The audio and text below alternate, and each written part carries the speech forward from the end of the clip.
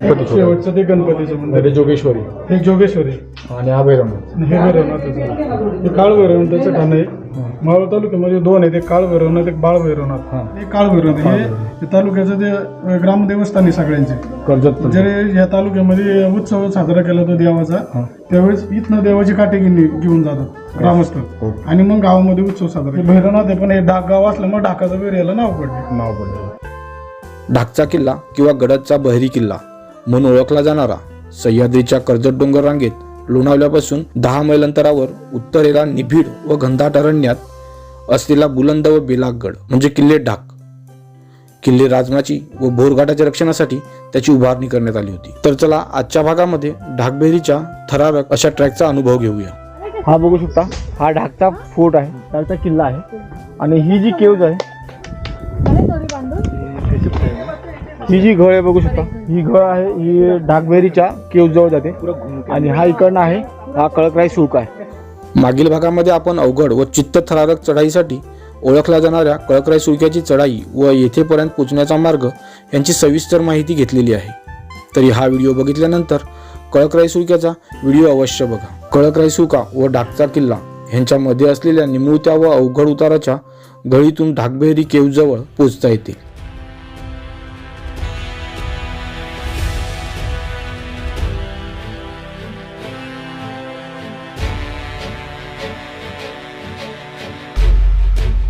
मित्रांनो, इथं पोहोचण्यासाठी आपल्याला उजव्या हातावर हा कळकराई शुल्क आहे आणि हा इकडनं आहे, हा ढाकचा किल्ला आहे. त्याच्यामधूनची ही जे समोरची घळ चालली आहे, ह्या घळमधून आपल्याला खाली उतरायचं आहे. मित्रांनो, ही चिंचोळी व घसरडी नळीची वाट पार करून आपण ह्या ट्रॅकमधील एका अवघड पॅचजवळ येऊन पोहोचतो.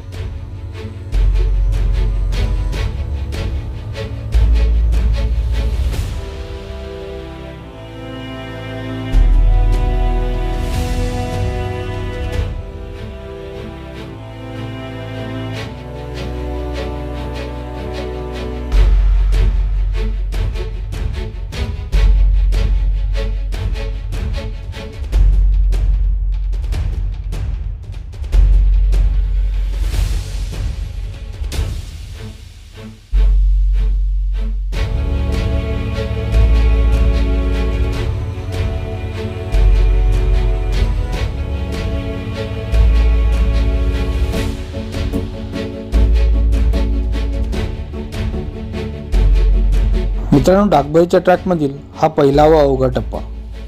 आपल्याला पार करण्यासाठी साखळदंड व दोरीचा वापर करून दगडाच्या कपारीतून सरळ कडा उतरताना आपला कस लागतो.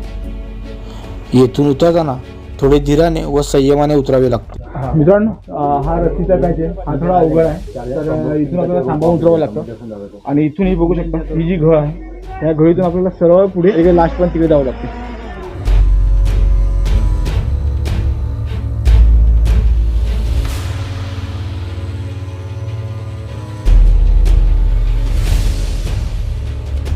मित्रांनो, बघू शकता आपण त्या समोरून त्या घळीतून खाली उतरलो की इकडनं त्या पूर्ण सुळक्याच्या बाजूला सरळ चालत राहायचं. इथून चालत असताना मित्रांनो बघू शकता ह्यासारखे दगड ते बऱ्याच ठिकाणी पडलेले आहेत, कारण की वरतून कडाचे दगड तुटून इथं पडलेले असतात. त्याच्यामुळे इथं येताना प्रॉपर हेल्मेट आणि सावधगिरीने, कारण की हा बघू शकता जवळजवळ 500 ते 600 फुटात 90 डिग्रीचा कातरकडा आहे.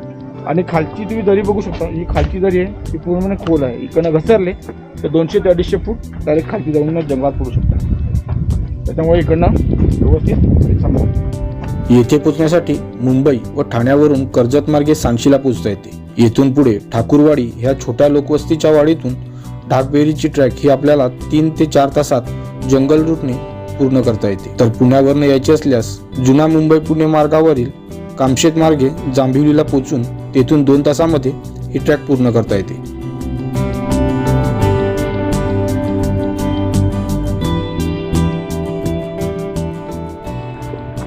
आपण थोडे चालत आलो, इथं केव्ज आहेत बघा, परंतु या व्यवस्थित पूर्णपणे खोदलेल्या मिळत नाही, अपूर्ण अवस्थेतील आहे. ह्या 2 केव्ज आहेत आणि इकडनं पुढे इथं आलो की ह्या आणखीन केव्ज आहेत, बघू शकतो. परंतु ह्या अपूर्ण काही खोदलेत मध्ये आणि तुटलेला बघू शकता. तो एक स्पॉट इथला तुटलेला आहे आणि हा इथला खांब तुटलेला आहे. इथे सुद्धा बघू शकता इकडे हुक लावलेले आहेत आणि इकडे आपण रस्सी टाकून त्याच्या सहाय्याने जाऊ शकतो. परंतु हे जरा व्यवस्थित आहे, आपण ग्रीप पकडून इकडनं जाऊ शकतो. आणि पुढचा जो मार्ग आहे तो अवघड आहे, त्याच्यामुळे तिथं रस्सी बांधलेली आहे.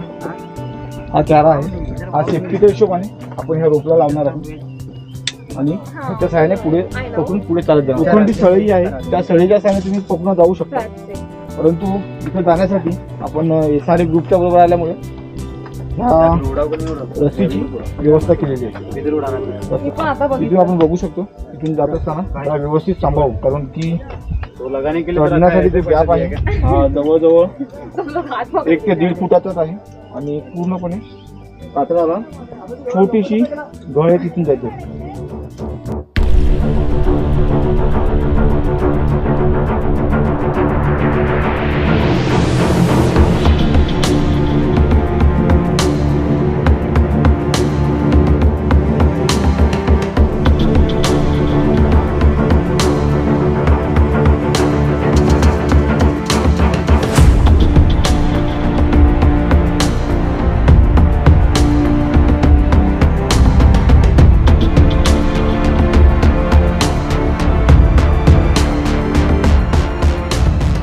मित्रांनो, ह्या बघू शकता इकडनं शिड्या आहेत, ह्या इकडनं आल्यात आणि इकडे सगळं आपल्याला ह्या ज्या शिड्या आहेत ह्याच्याने वरती चढायचे. पण हा पॅच जो रिस्की आहे, त्याच्यामुळे आपल्याला आणखीन एक रोपचा सपोर्ट घेऊन पुढे जायचं आहे. आणि हा रस्ता खालती एक सांशी गाव आहे, त्या गावातून सुद्धा येतो. तिथून येणारा मार्ग हा ह्या जंगलातूनच इथपात येतो. तर चला आता ह्या मार्गाने आपल्याला वर जायचं आहे. मित्रांनो, हे बघू शकता दागबरीच्या इथे जवळ पोचल्यानंतर संगमरवरी दगडामध्ये कोरलेला पादुक आहे, त्यांचे दर्शन घेऊन आपण पुढचा ट्रॅक क्लाइंब करणार आहोत.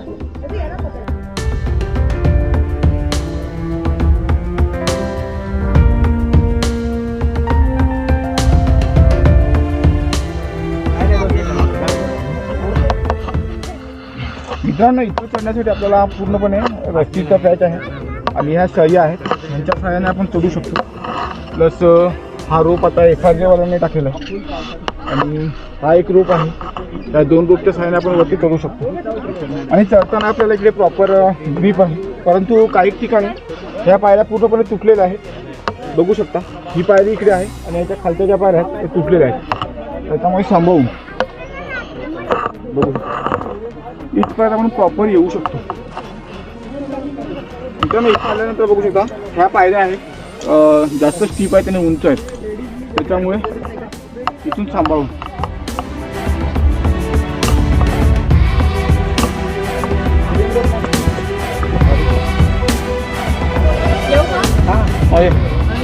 मित्रांनो, हा पॅच आहे थोडा रिस्की आहे, परंतु हा कॅरा आणि जी सेफ्टी बेल्ट आहे तो आपला ऑरेंज कलरचा रोप आहे, त्या रोपच्या सहाय्याने आपण वरती आरामात येऊ शकतो. आणि इथं आल्यानंतर ह्या 2 दगडांच्या मधून आणखीन आपल्याला वरती जाण्यासाठी मार्ग आहे.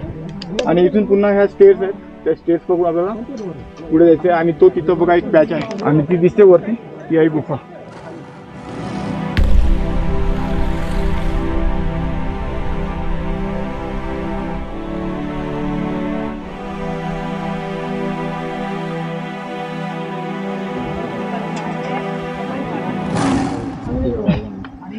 इथं चढताना मित्रांनो थोडी ग्रीप घ्या, ह्यासाठी ग्रीप मिळेल ती ग्रीप घ्या आणि चालत राहायचं. आणि हे बघा, हा खालचा व्ह्यू आहे.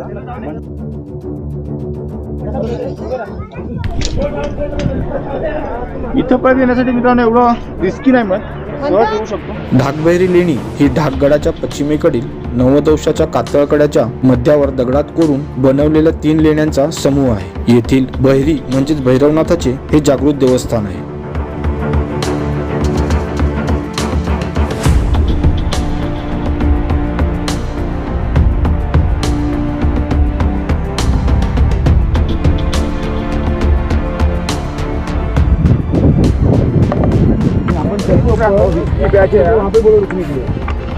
राम भरोसे काम आहे, ह्या लाकडावरती पूर्ण भरोसा ठेवून आपल्याला वरती चढायचं आहे. आणि जर लाकडाचा एक जरी फाटा, एक जरी दांडी तुटली तरी आपण खालती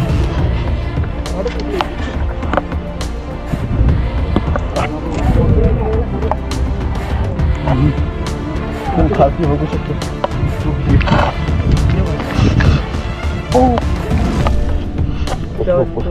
पोचलो.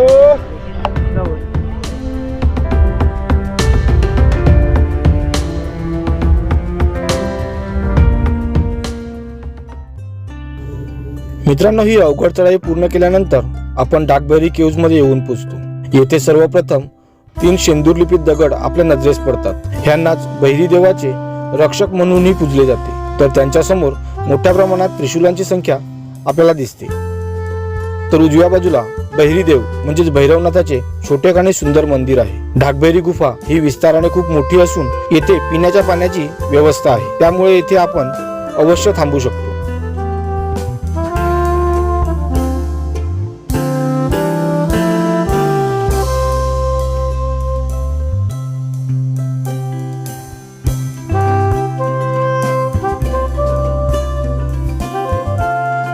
गुफेमध्ये ही 2 पाण्याची टाकी असून पहिल्या लहान टाक्यामधील पाणी आपण पिण्यासाठी वापरू शकतो. येथे माकडांचा वावर जास्त असल्यामुळे टाक्यांवरती लोखंडी जाळी व ग्रीन कार्पेटचे आच्छादन ठेवण्यात आलेले आहे.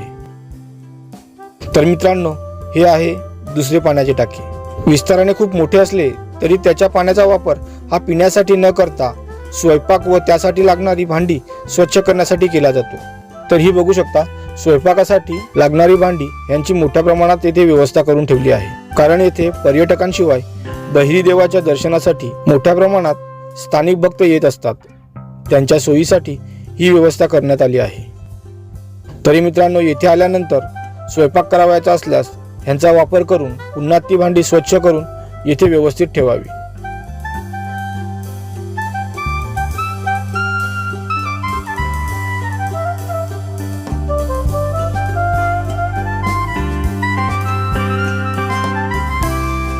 मित्रांनो, इथं आपल्याला एक स्थानिक रहिवासी आहेत, सचिन दाबले म्हणून. तर आपण त्यांच्याकडनं ह्या भैरवनाथाची आणि या देवाची थोडी माहिती घेऊया.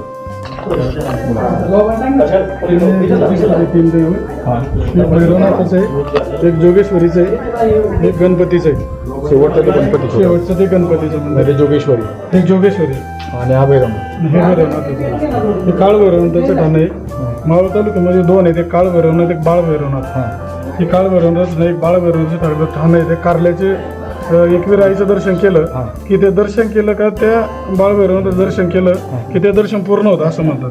ते बाळ भैरवनाथ आणि हे काळ भैरवनाथ हे तालुक्याचं ते ग्रामदेवस्थान आहे सगळ्यांचे. कर्जत जरी ह्या तालुक्यामध्ये उत्सव साजरा केला होता देवाचा, त्यावेळेस इथनं देवाची काटे घेऊन जातात ग्रामस्थ आणि मग गावामध्ये उत्सव साजरा केला जातो. असं एक ठाण आहे. हे भैरवनाथ आहे, पण हे डाक गाव असल्यामुळे डाकाचं बेर याला नाव पडले. म्हणजे पण हे डाकबेर नसताना ना, इथं महिलांना यायला अलाउड नाहीये वरती. बरेच जण ट्रेकर्स येतात, पण त्याचं ते पावित्र्य खराब होतं या देवस्थानाचं. त्यामुळे कृपा करून कुणीही वरती येऊन इथं देवाच्या आसपास जाऊ नये. महिलांनी शक्यतो वरती नाही यावं. इथं चुकीच्या पद्धतीने चुकीच्या गोष्टी होतात. ठीक आहे, ट्रेक या हिशोबाने आता येतात लोक, पण त्या देवाचं पवित्र राखायला शिका, एवढं मात्र नक्की ठेवा. स्थानिकांचं म्हणणं असं आहे की जर इथं लेडीज कुणी आली तर भैरवनाथाच्या दर्शनासाठी किंवा त्याच्या गाभाऱ्यामध्ये कुणीही प्रवेश करू नका. कारण की त्याचं पावित्र्य जे आहे ते अबाधित ठेवणं आणि राखणं हे आपलं कर्तव्य आहे. आता ह्या मंदिराच्या गुफेपासून आपण बाहेर निघालो. इथं आल्यानंतर आणखी इथे गुफा आहे. आता इकडनं आपल्याला बॅकवर्ड डाऊन करून पुन्हा खालती उतरायचं.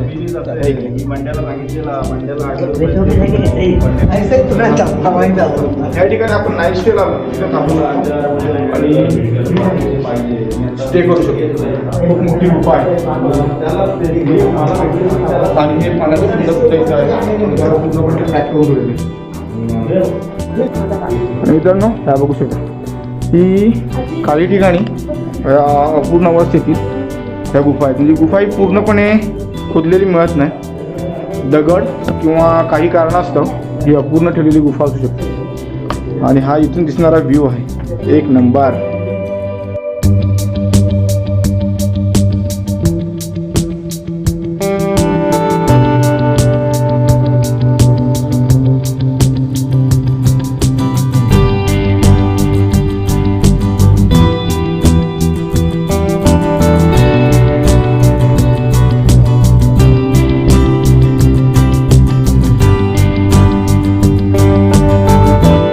मित्रांनो, आता इथून आपण रॅपलिंग करून ह्या सेट आहे त्या सेटअपने खालती उतरणार आहोत कारण की लोक चढणारे भरपूर आहेत आणि हा सेट आहे त्याच्यामुळे आपण ह्या सेटने खालती उतरणार आहोत.